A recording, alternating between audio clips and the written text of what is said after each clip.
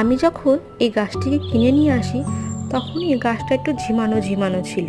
দোকানদারকে জিজ্ঞেস করাতে উনি বলে অনেকক্ষণ ধরে নাকি ওনার দোকানের সামনে রোদে রয়েছে বলে গাছটা নেতিয়ে রয়েছে, বাড়িতে নিয়ে গেলেই নাকি ঠিক হয়ে যাবে।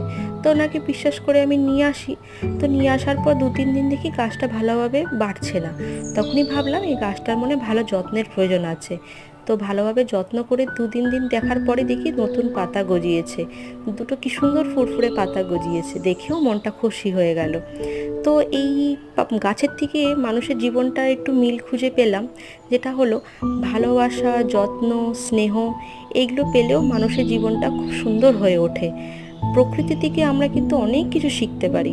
এই গাছের যেরকম দেখুন, বেশি কিছু নয়, একটু ভালোবাসা দিলাম, একটু যত্ন দিলাম, কি সুন্দর সেও কি সুন্দর বাড়তে শুরু করলো।